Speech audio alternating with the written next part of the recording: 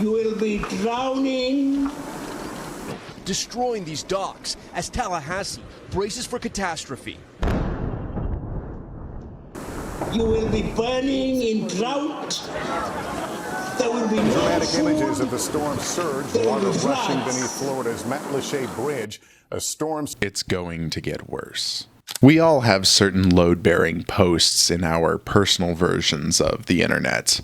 For me, it was this column of predictions by Douglas Coupland that he wrote for the Globe and Mail in 2010 called A Radical Pessimist's Guide to the Next 10 Years. This was near the beginning of my fever-pitch love for Douglas Coupland, so it became this article that I would be reminded of every so often and go back to reappraise and reevaluate every once a year, it seemed. Now, to call these predictions is a bit generous, honestly. In fact, the more specific predictions that he was making tended to be the worst ones. Obviously, as you'll see, the piece was meant to be tongue-in-cheek. It was forecasting a particularly bleak picture of what the collapse could have been, and in some cases just jumps wildly beyond kind of the 10-year time frame it gives itself. For what I think may be obvious reasons, I've been thinking about predictions a lot lately, as well as pessimism. My own, the cultures at large. And I will give Coupland credit that some of these are absolutely on the money. They're good predictions. But the nature of predictions is that you get remembered for your good ones, and the bad ones just kind of get forgotten. So I thought it would be a fun exercise, now that we're 14 years beyond and all of the predictions should have come true or not, to go back and look at these. If nothing else, it'll provide me some levity for what's going on in my life right now, and maybe it will for you too. Number 1. It's going to get worse. No silver linings and no lemonade. The elevator only goes down. The bright note is that the elevator will, at some point, stop. Like I alluded to, it's not a hard and fast prediction. However, this first one sets up the whole piece perfectly. If nothing else, like these 5 words have been this sick little refrain that I have continually muttered darkly under my breath anytime some awful, climate-related or geopolitical crisis comes to a head. And I feel like it's, particularly resonant with hurricane and election and genocide season upon us. Number 2, the future isn't going to feel futuristic. It's simply going to feel weird and out of control-ish, the way it does now, because too many things are changing too quickly. The reason the future feels odd is because of its unpredictability. If the future didn't feel weirdly unexpected, then something would be wrong. This is also a great prediction, maybe a little more specific. I don't know how you feel. I certainly feel that the future does feel more out of control than ever, though I don't always know if that's a product of like the actual future or if that's just kind of what adulthood is. I want to believe that it's our technology that's kind of making us more alienated and feeling out of control and stupider than ever, but maybe it's just the natural course of things. So, number 3, the future is going to happen no matter what we do. The future will feel even faster than it does now. The next sets of triumphing technologies are going to happen, no matter who invents them, or where, or how. Not that technology alone dictates the future, but in the end, it always leaves its mark. The only unknown factor is the pace at which new technologies will appear. This technological determinism, with its sense of constantly awaiting a new era changing technology every day, is one of the hallmarks of the next decade. Okay, so here's where I feel like we kind of took a curveball from where he was maybe expecting it would go. I think Coupland here is maybe anticipating something a little more almost, I don't want to say utopian, but just genuinely progressive. I guess where I would differ from this prediction is that, yeah, it felt like, okay, we got new consumer technologies, the iPhone took over the world, everything became more online and all this. However, it doesn't feel that right now, where technology is, especially Silicon Valley stuff, it feels like Silicon Valley is more of a scam than ever. It feels like Silicon Valley is trying to sell us an idea of the future that they weren't actually able to bring into existence. So I think that's kind of the liminal space we've been caught in between. We didn't actually, get railroaded in some instances maybe that we thought we would. There were all these predictions years ago within this last decade that all this is going to get automated away. Oh, driverless cars are going to be here by the end of the decade. No, it didn't happen. It's a lie. It's being sold to us. Anyway, so I'm not actually keeping score, but I think there's something wrong with this. Number 4. Move to Vancouver, San Diego, Shannon, or Liverpool. Number 4. Move to Vancouver, San Diego, Shannon, or Liverpool.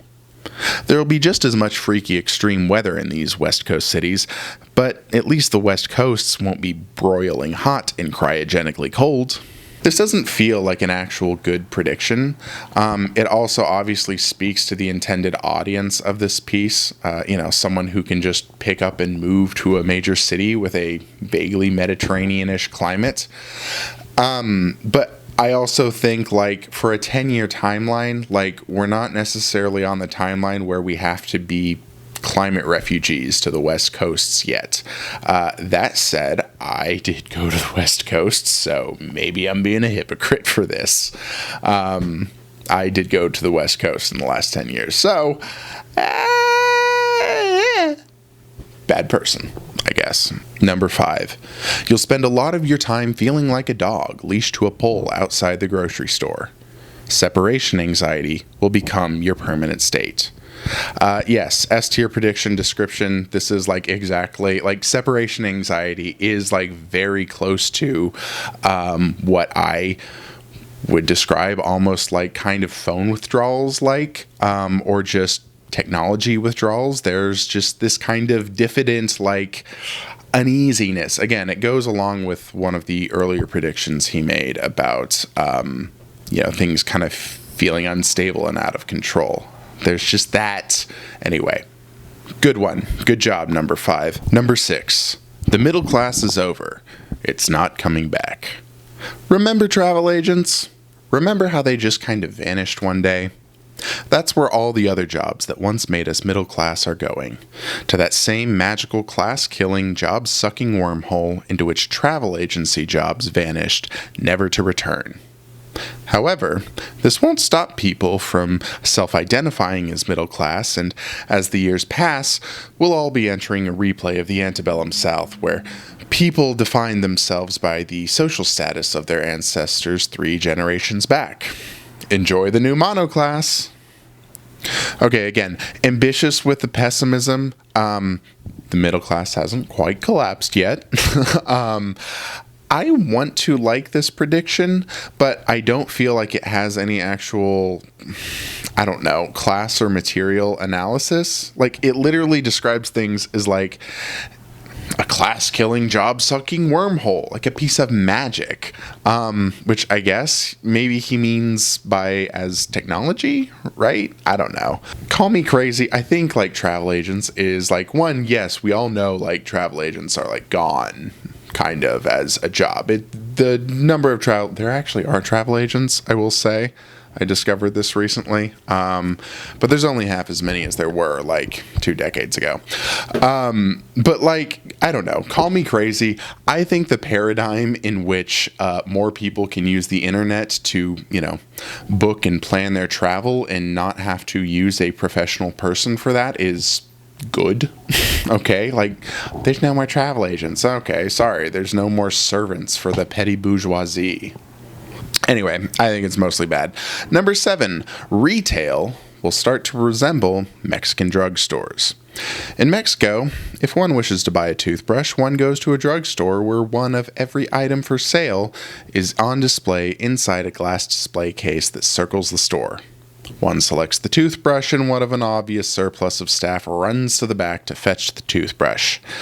It's not very efficient, but it does offer otherwise unemployed people something to do during the day. I think this is mostly bad. Retail is like more online than ever now. If anything, it's kind of the opposite of that. Also, I don't understand why retail stores would overemploy people, especially why is he making that prediction? Like, if anything, retail stores are underemployed. People don't want to work anymore, and so have you. I don't know. When it comes to economic stuff, I don't necessarily trust Douglas Coupland's advice. Number 8, try to live near a subway entrance. In a world of crazy expensive oil, it's the only real estate that will hold its value, if not increase.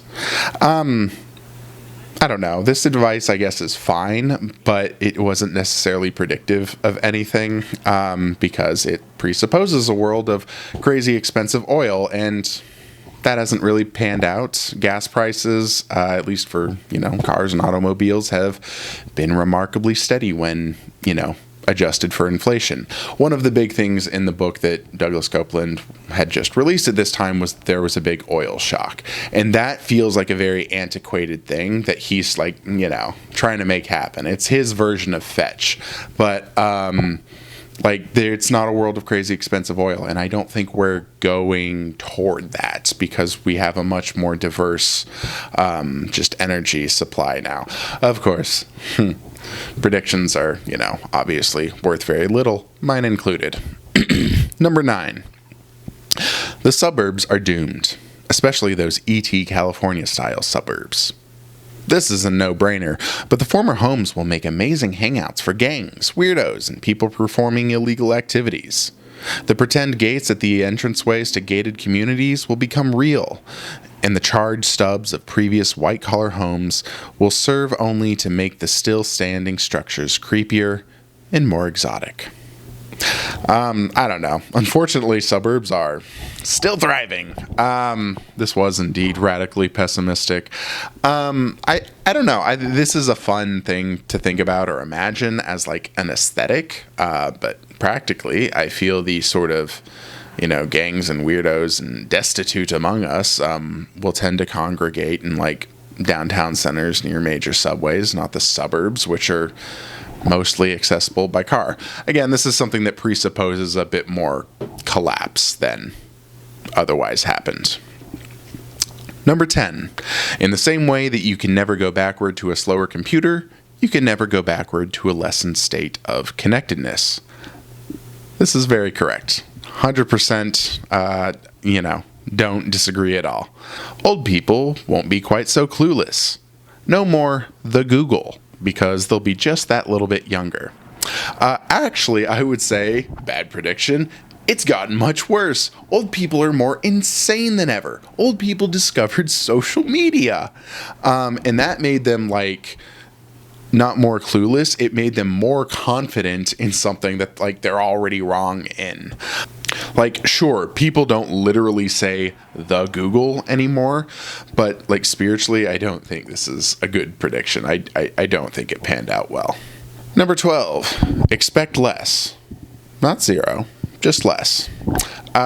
This one is mostly uninteresting. It is really a reformulation, a much less interesting reformulation of number 1, so I don't have much to say on it. Number 13, enjoy lettuce while you still can. Add anything else that arrives in your life from a truck for that matter. For vegetables, get used to whatever it is they served in railway hotels in the 1890s. Jams, preserves, pickled everything. I have not missed lettuce a day in my life. The infrastructure of getting food to me has not collapsed. Again, you see these things that are tongue-in-cheek, he's trying to prepare you for collapse. Guess what? Collapse didn't happen. 14. Something smarter than us is going to emerge. Thank you, algorithms and cloud computing. Now, at first, this is definitely a partial credit, I guess, because this may seem correct, but I think I think the bigger trend or a prediction over these next 10 years would be one in which that points out how stupid AI actually is. Like, it's as stupid as it is smart kind of thing. Like, okay, it thinks and processes faster, sure, but I think a lot of, as I said on a previous answer, a lot of tech is overhype and, starting to make us really think about what smarter than us actually entails. So we haven't found something, we haven't found robots yet. We haven't found AGI yet. So I don't know. We'll see. Count me skeptical of it. Number 15, make sure you've got someone to change your diaper. Sponsor a class of 2112 med student. Adopt up a storm around the age of 50. Once again, not really a next 10 years kind of prediction, is it? Who was your editor, Douglas Coupland? But, okay, I guess he's saying this because, a class of 2112 med student, bitch, I'm going to be 100 when they're born. What are you talking about? Okay, just silly. Whatever. I don't care. Number 16, you will be turning into a cloud of data that circles the planet like a thin gauze. While it's already hard enough to tell how others perceive us physically, your global phantom information self will prove equally vexing to you. Your shopping trends, blog residues, CCTV appearances, it all works in tandem to create a virtual being that you may neither like nor recognize. I think there's some truth to this. I think to expand maybe a bit beyond it, the sort of digital selves, I think that in the 2020s are less representative of our actual lives than they ever have been. I feel like there's been a certain sort of acceptance and understanding, not necessarily culture-wide, but there is an acceptance and understanding that your online self really can't express or represent you better than your online version, even though maybe at the beginning we either hoped or feared it kind of would. But no, I think on an emotional level, good prediction. Number 17, you may well burn out on the effort of being an individual. You become a notch in the internet's belt. Don't try to delude yourself that you're a romantic lone individual. To the new order, you're just a node. There is no escape. Also good prediction. This anticipates, I think vaguely at least, a kind of black pill ethos. And I do think this kind of exhaustion with individualism is a great primer for fascism. And hey, what do you know? Look at how fascist this society is now. Number 18, untombed landfills will glut the market with 20th century artifacts. Again, how is this a next 10 years prediction? This hasn't happened yet. This kind of feels like Doug was running out of ideas and was watching Storage Wars or something. Number 19, the Arctic will become like Antarctica, an everyone, no one space. Who owns Antarctica? Everyone and no one. It's pie-sliced into unenforceable wedges, and before getting huffy, ask yourself, if you're Canadian, could you draw an even remotely convincing map of all those islands in Nunavut and the Northwest Territories? Quick, draw Ellesmere Island. Okay, so I had trouble kind of understanding what he was talking about at first. He's talking about Canada's sovereign territory not being respected in the future, or any of the land above the Arctic line, I suppose. Again, hasn't happened yet. Is too pessimistic. Also, just too Canadian, buddy. Stop centering yourself. Number 20, North America can easily fragment quickly, as did the Eastern Bloc in 1989. Quebec will decide to quietly and quite pleasantly leave Canada. California contemplates splitting into 2 states, fiscal and non-fiscal. Cuba becomes a Club Med with weapons. The hate states will form a coalition. So North America hasn't so far in 10 years, and there's really not a lot of evidence that it will. Like, maybe if you listen to reactionary podcasters, you think a civil war is always kind of around the corner, but I don't really feel, and speaking as an American, I don't feel like we're close to civil war. I do think it's funny he does check the Quebec separatism thing. Like, there was a referendum. I always think this is so interesting. There was a referendum on it in like 95 or 96, right around the time when David Foster Wallace was writing Infinite Jest and when Quebec separatism was featured prominently in that book. And then, like, since then, it's just been nothing. Like, even in 2010, where I will admit my ignorance. I don't know what the Quebecois were contemplating back then. But, like, there's no, I don't know. Quebecois separatism seems like it's kind of died. The interesting, like, fragmenting that did happen, though, was Brexit. So, no, that still counts as a miss. Number 21, we will still be annoyed by people who pun, but we will be able to show them mercy. Because punning will be revealed to be some sort of kinectopathic glitch. The punner, like someone with Tourette's, has no medical ability not to pun. I did some half-assed internet research because I wanted to see if there was sort of anything brought up on this. I don't know. Like, I found something called Witzelsucht, which apparently is a kind of, you can't stop punning, but it happens in people after like traumatic brain injuries. And here he seems to be making, as he kind of does in some later predictions, he seems to be kind of making a genetic argument. I don't know. People who pun are great and good, and you should let them come to your house for dinner sometime. Number 22, your sense of time will continue to shred. Years will feel like hours. Opposite, I think, actually ended up feeling true. Years feel like decades. I feel like time feels ever more compressed and like stuffed and busy. Number 23, everyone will be feeling the same way as you. There's some comfort to be found there. 100%. There is some comfort to be found there. I don't know. This is good. Mostly it's just kind of a vibes-based pick, but I do think that there is this, we all recognize that there is like this loneliness and this solitude that this culture engenders in us, but at the same time, none of us really wants to give up the loneliness and solitude in, well, I don't know, speak for myself. Number 24, TMI. It is going to become much easier to explain why you are the way you are. Much of what we now consider personality will be explained away as structural and chemical functions of the brain. This is a more generic reformulation of 21, kind of like what I was talking about, so see my comments previously.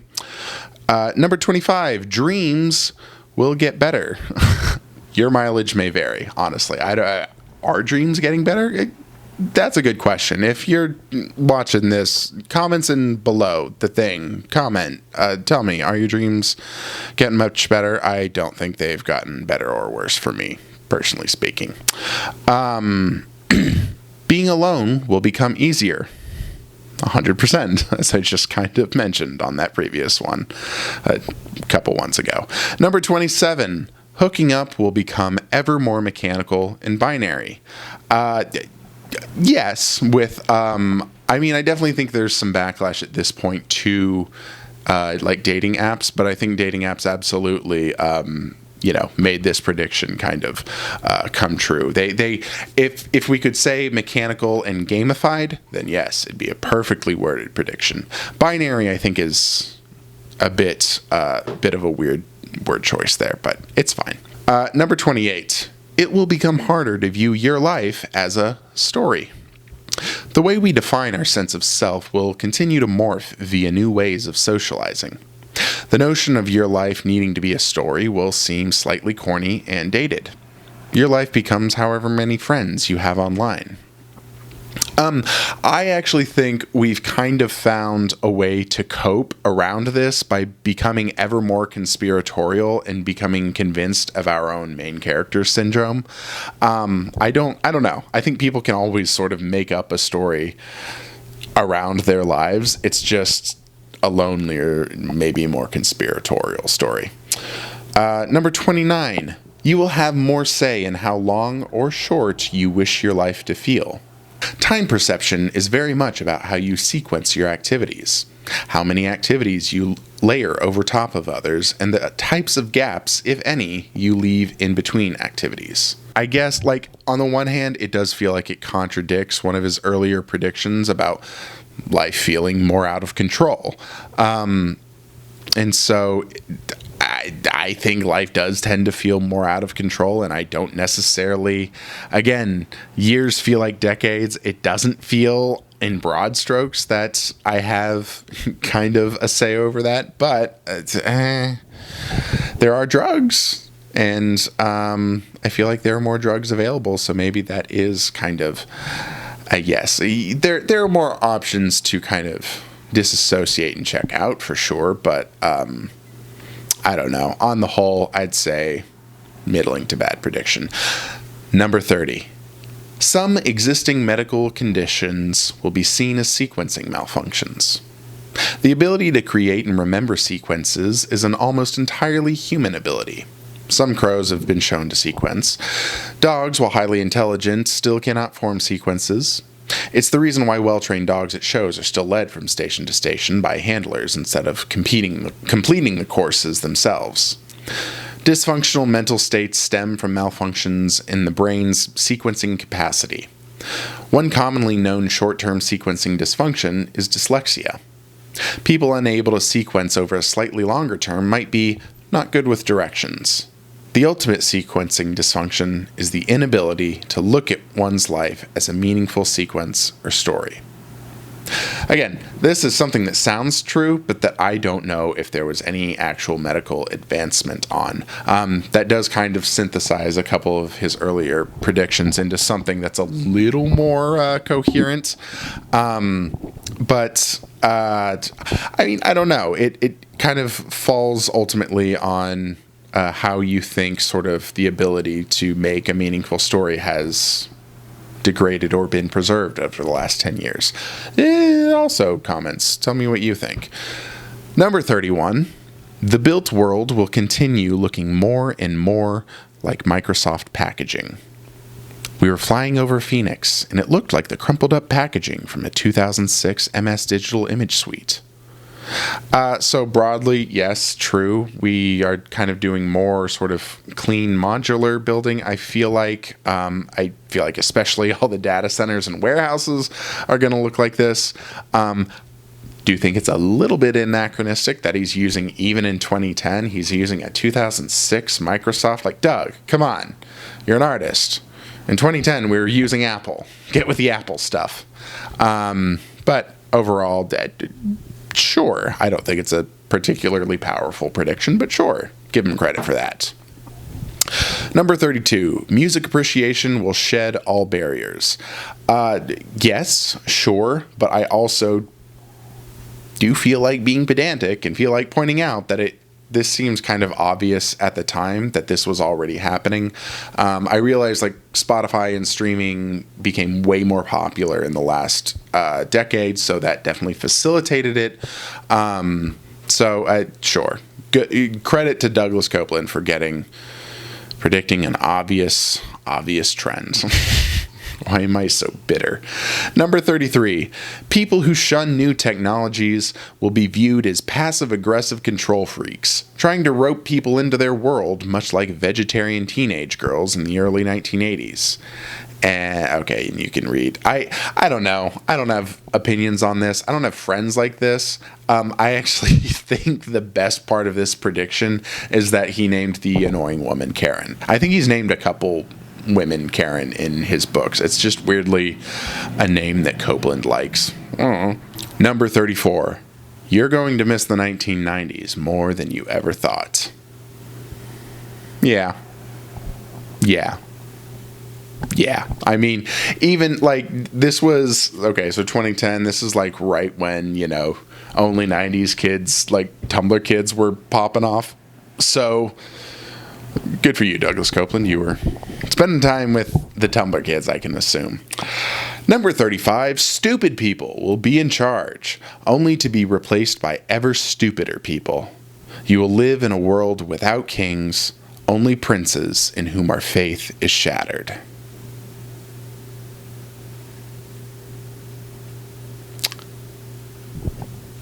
Okay, right, so we can move on. Number 36, metaphor drift will become pandemic. I do like that you used the word pandemic. Words adopted by technology will increasingly drift into new realms to the point where they observe different grammatical laws, e.g. one mouse, three mouses, memory hog, delete the spam. This is 100%, like I read a thing, or it was some kind of offhand comment or speculation, but I would not be shocked to find out that kids today are like more linguistically sort of, I don't know, diverse or creative or just weird and different. Like I feel like language is changing faster than ever these days with slang, and I personally am 1,000% here for it. Okay, getting into the home stretch. Number 37, people will stop caring how they appear to others. The number of tribal categories one can belong to will become infinite. To use a high school analogy, 40 years ago you had jocks and nerds. Nowadays, there are goths, emos, punks, metalheads, geeks, and so forth. Okay, so I think this is a, good prediction. I do think that the tribal categories that he uses here are even a bit dated at that point, but it's fine. It doesn't matter. And I do think, yes, like the ever proliferation of different varying tribal categories is obviously a thing that has borne out. However, one caveat I would give is that more specifically, it's not that people will stop caring how they appear. It's that they'll start caring how they appear only to very specific others. And so I think that might be a cleaner way to look at it. Number 38. Knowing everything will become dull. It all started out so graciously.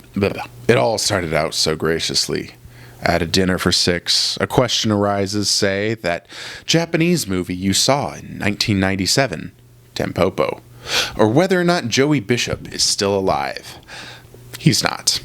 And before long, you know the answer to everything. I understand what he's going for, but I don't think this prediction bore out in kind of the major way that he maybe thought it would. Yes, it can be maybe annoying and even a little bit rude to pull out your phone and immediately look up a disputed fact. But that depends, I guess, on the context of your relationship with the people that you're looking up the disputed fact with. On a more basic level, I feel like we live in a time where we don't know everything, where certain epistemic truths feel a little untethered or politicized. It's not dull because it feels like you're always antagonized against the opposite worldview. Number 39, IKEA will become an ever more spiritual sanctuary. Okay, for this, like IKEA specifically, I don't know about that. Consumerism writ large, yes. I would say like the spiritual sanctuaries within consumerism feel more like, you're going to the artisanal shops or you're going thrift store shopping, or you're going to the secondhand furniture store. I feel like that's the stuff that's kind of more spiritually associated with consumerism and stuff. I don't know. Isn't IKEA just like I don't know. It's kind of a cool place, but this was, I feel like this was like slightly pre-horse meatballs when we found out they were doing horse meatballs at IKEA. And that really, I don't know. Their spiritual reputation has not recovered since then for me. Number 40. We will become more matter-of-fact in general about our bodies. I don't know. Are we more matter-of-fact in general about our bodies? I feel like dysphoria is still just as bad as ever with like all these new photo filters, and now like we have AI. I'm literally doing this thing at work where like we're going to send in like a bunch of photos of ourselves, and then they're going to use AI to make an even better photo of ourselves. It's stupid. I hate it. Work, if you're watching, please don't make me do that. I don't want to.